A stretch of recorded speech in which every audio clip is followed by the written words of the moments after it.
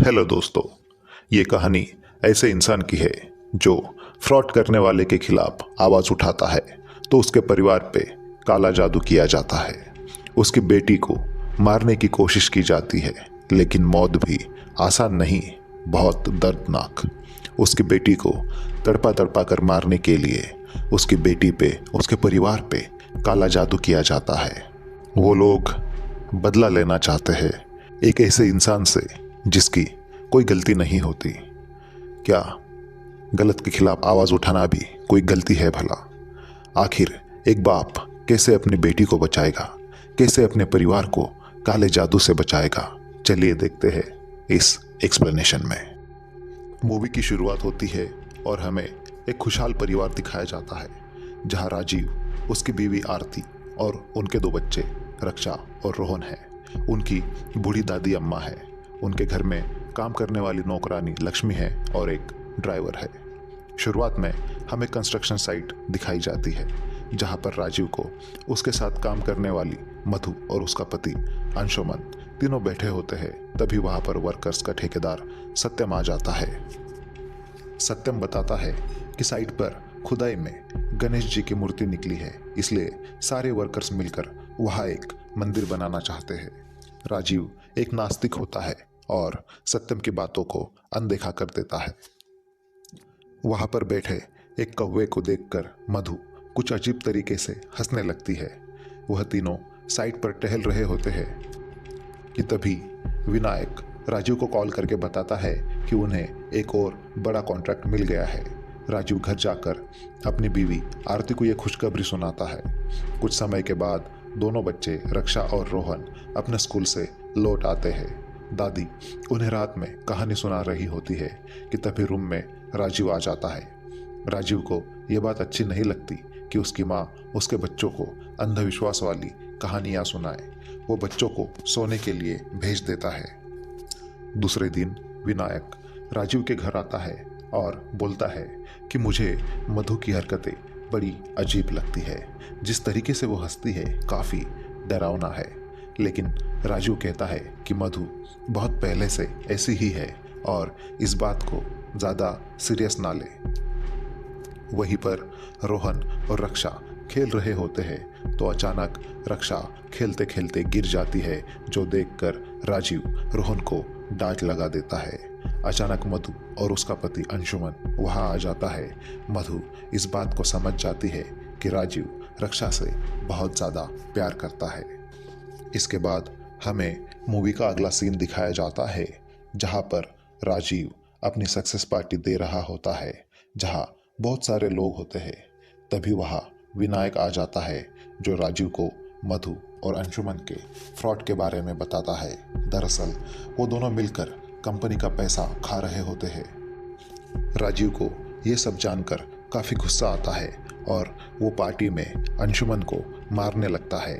मधु राजीव को रोकने की कोशिश करती है, लेकिन राजीव उन दोनों को बेइज्जत करके निकाल देता है। मधु इस बात से बहुत गुस्से में आ जाती है और राजीव से बदला लेने का तय करती है। अगले सीन में जब राजीव साइट पर होता है तो राजीव की बीवी आरती उसे कॉल पे बताती है कि रक्षा कहीं मिल नहीं रही। यह सुनकर राजीव भागकर अपने घर जाता है। काफ़ी जगह ढूंढने के बाद राजीव को रक्षा एक पेड़ के सामने खड़ी मिलती है, जो वहां बैठे कौवे को अजीब नज़र से देख रही थी। राजीव रक्षा को घर लाकर समझाता है। दूसरे दिन वापस सत्यम राजीव से मंदिर की बात करता है तो राजीव उसे भी डांट लगा देता है और घर चले जाता है। लेकिन राजीव को अब उसमें कुछ बदला बदला सा फील होता है। राजीव की नींद अचानक रात में खुल जाती है और नीचे डाइनिंग टेबल पे आरती को बैठा देखता है। राजीव उसको छूने जाता है तो आरती वहां से गायब हो जाती है। तभी उसकी माँ पीछे खड़ी होती है तो कहीं से अचानक लक्ष्मी राजीव पे हमला कर देती है और अचानक आरती वहां अजीब से रूप में आ जाती है और राजीव अचानक से नींद से जाग जाता है। मतलब कि ये सारी चीज़ें राजीव के सपने में हो रही थी। दूसरे दिन सुबह लक्ष्मी जब घर के आंगन में झाड़ू लगा रही थी तो उसे आंगन में कुछ जादू टोने की चीज़ें मिलती है, जैसे कि कुछ हड्डियाँ और नींबू। वो जोर से चीखती है तो सारे लोग बाहर आ जाते हैं और राजीव वो सारी चीज़ें अपने हाथ से उठाकर कचरे के डिब्बे में फेंक देता है और अपने काम पे चला जाता है। सोते समय रक्षा कुछ महसूस करती है और कहती है कि मुझे किसी ने तो गर्दन पर छुआ है, लेकिन राजीव इसे उसका वहम मानकर उसे सुला देता है। अगले दिन जब राजीव अपने साइट पे जाता है तो वहाँ एक वर्कर की पत्थर गिरने से मौत हो गई होती है। दूसरी ओर रक्षा और रोहन खेल रहे होते हैं कि तभी हम देखते हैं एक हाथ रक्षा के पैर से छुई हुई मिट्टी को लेकर जाता है। और इसके बाद रक्षा जब स्कूल जाती है तो वो काफ़ी अजीब बिहेव करने लगती है और ज़ोर ज़ोर से हंसने लगती है।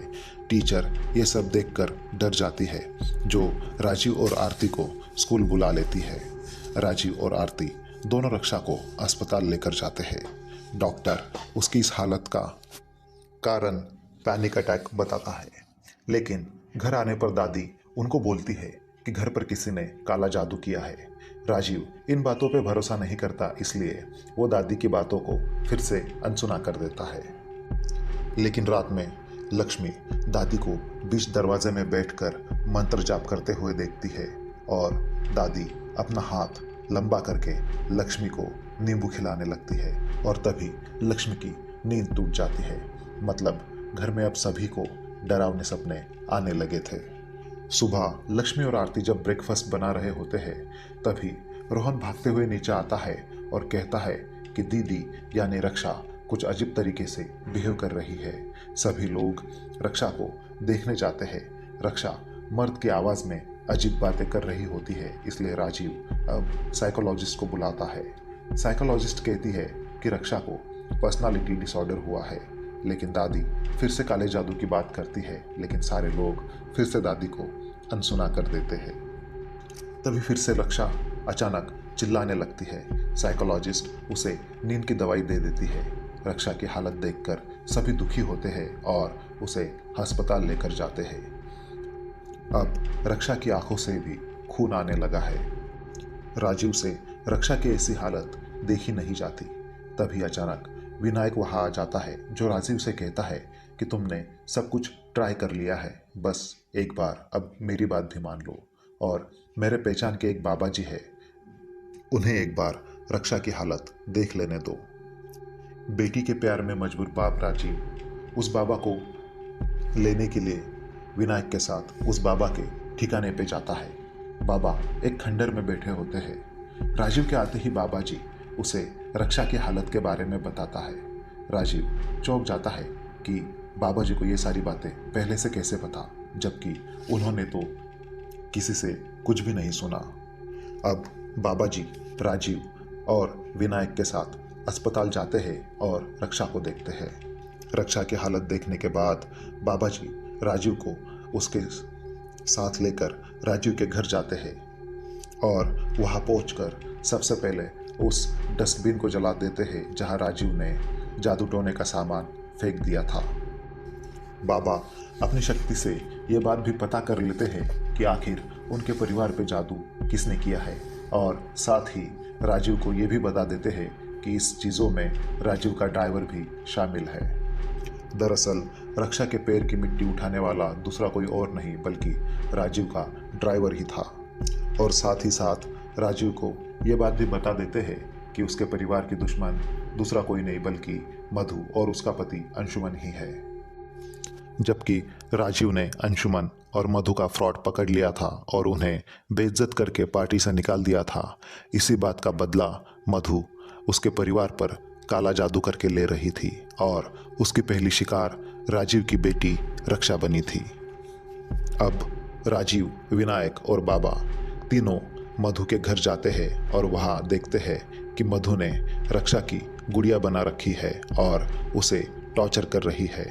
अब उन लोगों में लड़ाई शुरू हो जाती है।